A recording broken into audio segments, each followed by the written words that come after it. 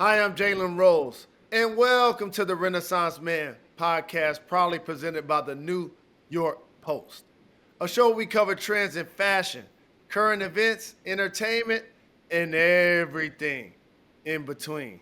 My next guest is an Academy Award winning pianist and was the most nominated artist at the 2021 Grammy Awards.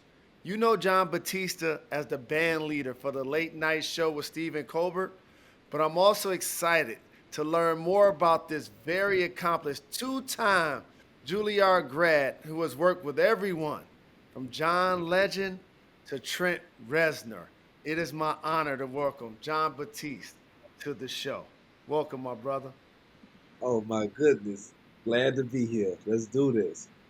So, John, it's really easy to hear your Louisiana roots in your music. But tell us, what is it like growing up in Kenner, Louisiana? And when did you discover your love of music? I started really getting into music as something that was part of the family. It was just an everyday thing that my dad really started as my first musical mentor by playing records for me. He's a bass player. He's the middle child of seven brothers. And, you know, they had a family band together. Mm. And they started the band when they were in high school.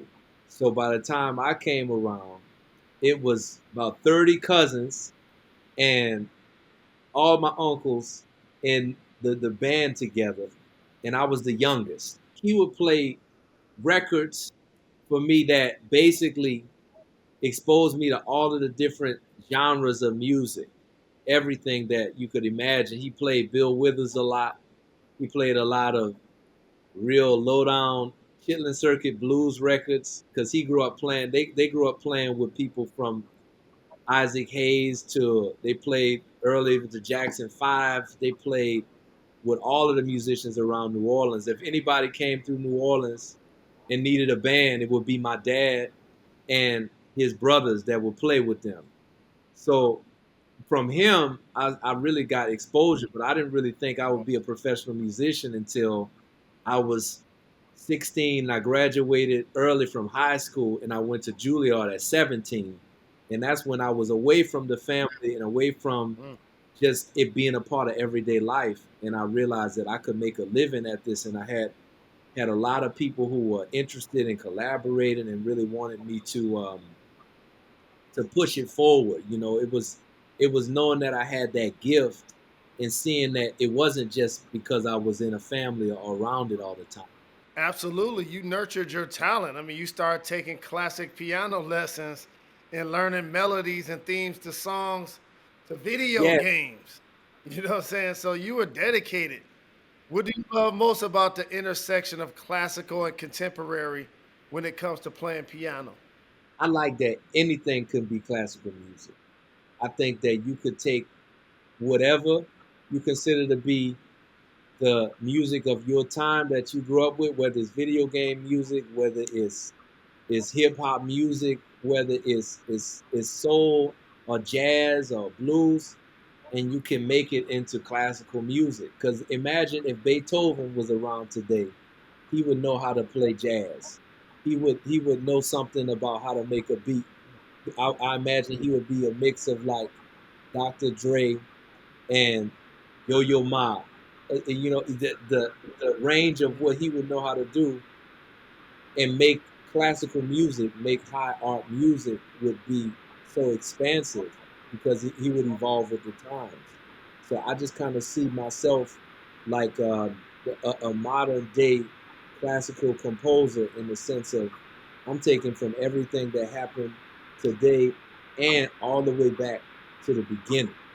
So if you could put two classical composers in a versus battle all time, who would that be and why? Look, I would have to put classical composer.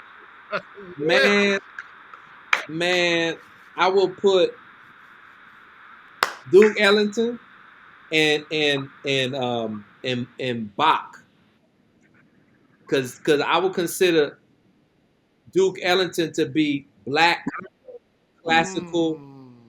Mm. That's a black classical compose. That's black American music, which is our American classical music. And I will put him and Bach together because they represent two different sides of the spectrum. Bach had this ability to make so much music that it seems almost impossible that one person could have. He just had it down to a science, and it was perfect. And then Duke Ellington had the ability to take a whole bunch of people and write music like a that represented their soul. He just could tap into the soul of musicians and make music that felt like it wasn't even written. It just felt like it was coming right from their spirit. From an artist perspective and as a performer, enlighten the audience. What is it like for you to work on a project and see it come to fruition where you're standing on stage entertaining the people and they're just bobbing to everything that you're singing? It's otherworldly. I can't even describe how humbling it is as well because you put so much work into the craft. And then when you see, we played one time in Central Park this past summer, 60,000 people, and I'm looking out there and the people just grooving. It's just a sea of people that are grooving. What do you love the most about the intersection of classical and contemporary when it comes to playing piano? The piano is an orchestra. You can play anything on it. It's everything that you want to do at your fingertips. So I really like that everything can be classical music. If Beethoven was alive today, he would make music using jazz and hip hop and video game music. He would use all of the influences. And I feel that way about what I do. I feel that I'm a contemporary musician that is a classical composer, and the music that I'm making will draw from everything. And I know you know about the Verzuz franchise, Swiss Beats and Timbaland.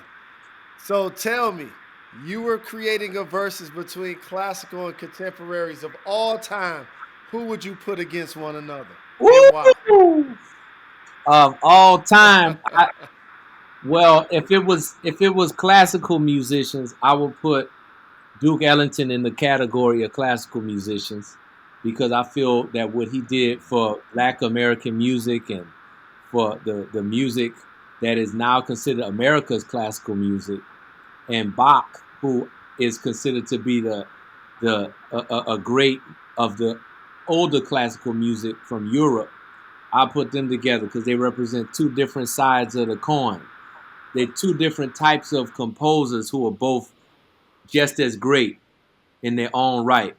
And I love the idea of putting people together who are of the same level of greatness but coming from different perspectives of it. Absolutely. Terrific answer. I love that so much. And as somebody that grew up and has so many family members on the music scene, you released your first album, Times in New Orleans, at 17 years of age. When you created that album, who did you envision as your audience? Was it your peers or was you were trying to impress the OGs? Oh, both. I really wanted to have people who are coming up with me. I grew up with a lot of great musicians and just people in the neighborhood. Really, just I grew up having folks who I hung out with, and then also I played music with a lot of great living composers, musicians who are living legends and hometown heroes. So I wanted them to accept me as one of the next. I was kind of me staking my claim, because it was very competitive. Who would be the next one? Who were the next ones? The young lions. So I wanted to be up to that level. And you didn't stop honing your craft. You took it to another level. Juilliard grad, bachelor's and master's, being someone that not only learned again like from the influences in your family, can you explain to me how challenging Juilliard actually is? Juilliard is so incredibly difficult to get into. I'm blessed to have had the opportunity to study for so many years and to, really, go up against people from all across the world. On your instrument, there are hundreds, almost, almost from every part of the world that you can imagine coming, and there's only one or two slots per year. So if your instrument doesn't have a slot that year, there's not even an audition for you that year. You might have to wait a year or two. So to get in, it was really a competitive process, Wow. and I really, I was blessed because when I was in New York City at 17 years old, that was a turning point for me in so many ways because it exposed me to so many different things that I could do, so many possibilities, and the rest is history. Once I was in the orbit of everything, it just allowed me to expand and grow beyond what I even thought was possible. And that expansion created unlimited range. Like you've worked with Leon Bridges, Billy Joel, Nas, and many other greats. A spectrum of music. But I have to ask you, when you're just chilling at home or when you're in the car, what are you listening to? Oh, it goes in different rotations. I tell you stuff that I always come back to because I listen to everything. And when people say they listen to everything, I really mean that. Like I sometimes I'll be listening to some avant-garde music where it's just like not even instruments playing or like experimental soundscapes and stuff. But I always come back to. That's why I ask you, like that Marvin Gaye picture you got behind you. I ask you about that because that's one of the things I always come back to. His biography, his autobiography, Divided Soul. That book, I read that so many times. It's just amazing the life he lived and how he represented Detroit and just you know. I always come back to Marvin. I always come back to Miles Davis. Um, I always come back to Nina Simone. Um, I listen a lot to Kendrick. Um, Mm. I always come back to. It's like a lot of jazz records that I grew up with, and New Orleans hip hop records that I grew up with. Like a lot of the BG, Soldier Slim. I love that actually the Jay Z and Jay Electronica record. My homie Jay Electronica, we went to high school Mm. together at St. Aug, in the Jay Elect record where Jay Z is featured on the whole record. To me, that's one of the greatest hip hop records of the last 20 years. The way they make the record, the beats, some of the beats don't even have drums. To to make a record where Correct. you could hear, Sick. you could have this crazy, like you got a record where there's no drums and it's a hip hop record and they flowing like it's drums. It's amazing. It's amazing the subject matter of it. Um, wow. I go back to Kanye a lot too. I really, you know, Ye has incredible range in his work for a hip hop artist. He's probably the most vast diversity in his music. Um, wow. I listen to a lot of folk music from different parts of the world too.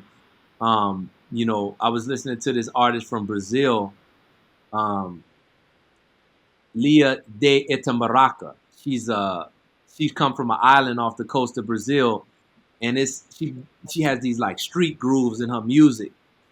I love it so much because I grew up carnival in New Orleans is a big part of our culture.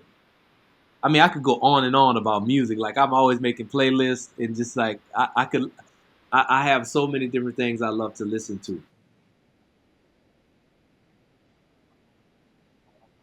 So you light up talking about New Orleans the way I feel about my hometown of Detroit. And so I have to ask you, for somebody that's parachuting in and they wanted to learn more about who New Orleans is from a musical standpoint, food, lifestyle, and you had to give them a synopsis of what it's like to be from New Orleans, what would you say? Whew. I would say that it's one of the most liberated places when it comes to Mm. people just want to have a a space where they can be themselves, and everybody celebrates individuality.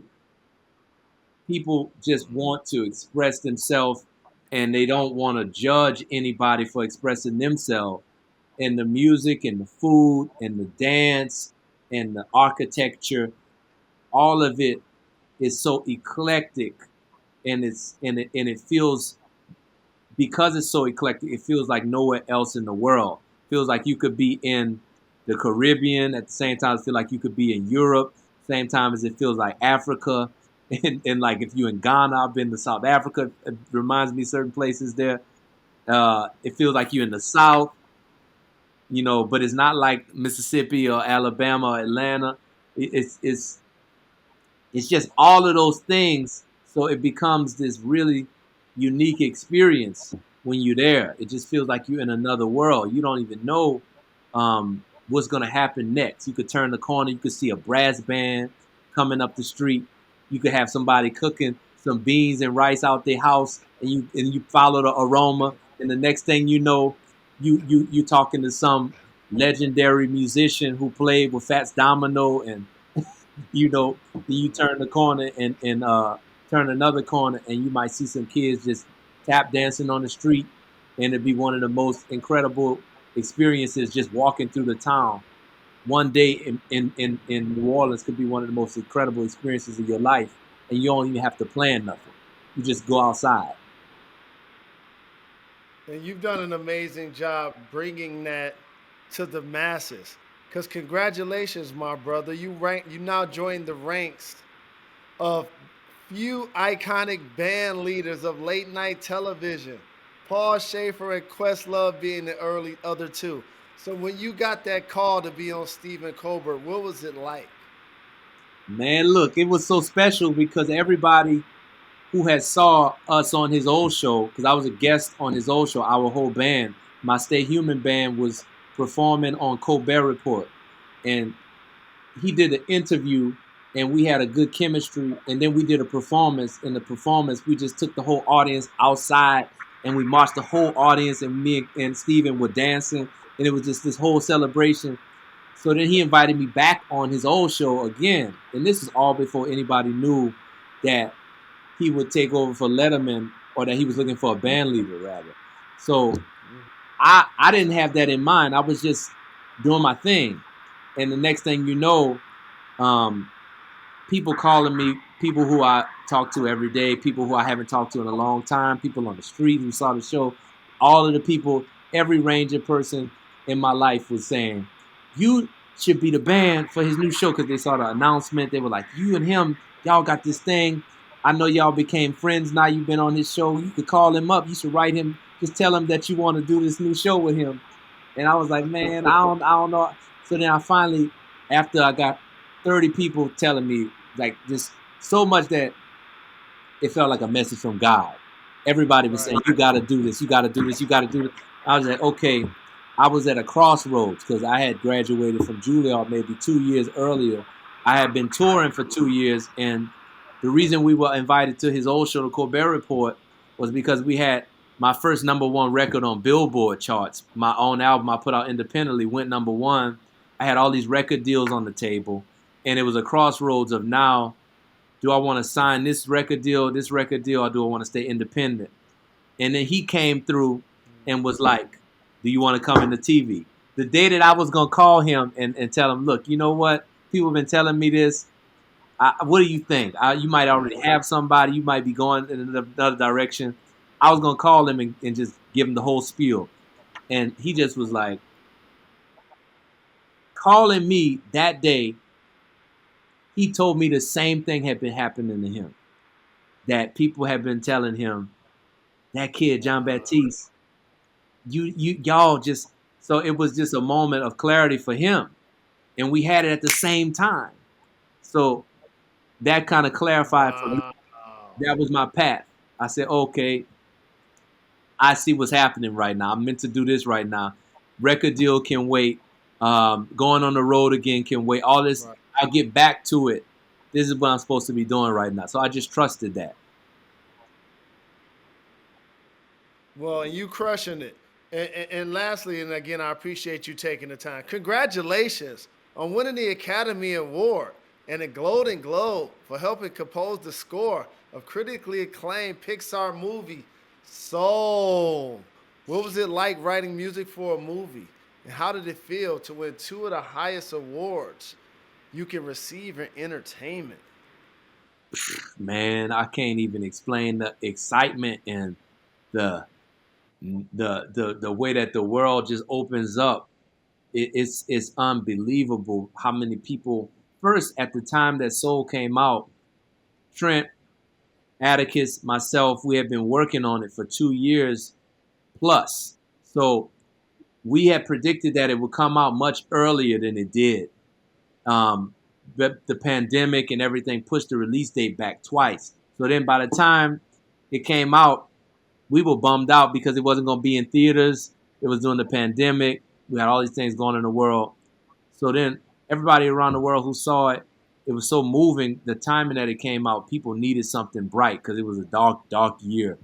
And then now to get the Academy Award, the Golden Globe, it was just, it felt like I cannot say anything other than God be the glory because I couldn't, we didn't have no control of that.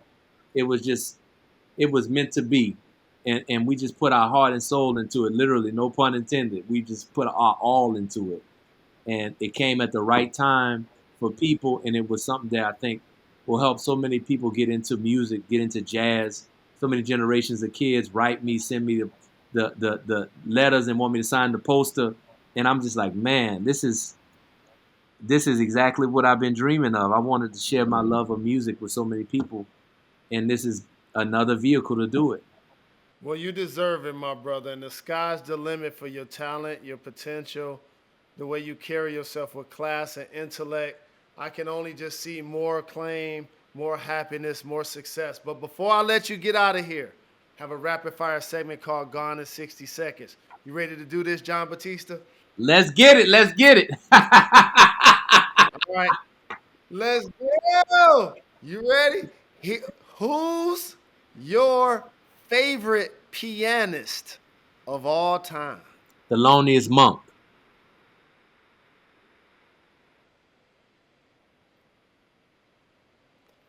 Legend. You're back in New Orleans. What is the first place you hitting up to eat? My grandpa house.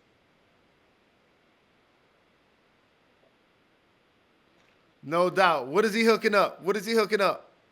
My mama go over there with him, and they'll both be in the kitchen, red beans and rice, New Orleans style, and a lot of stories.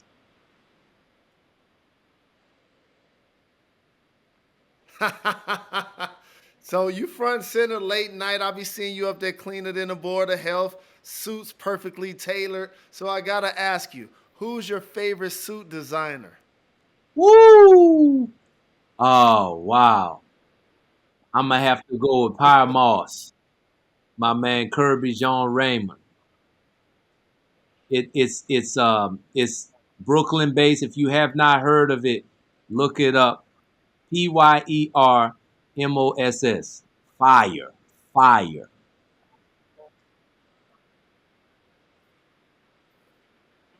I'm into it, and he got a new client because I'm gonna buy a suit because you told me to. And last but certainly not least, you work with Trent Reznor and Atticus Ross from Nine Inch Nails to compose the score, as you mentioned, of Soul.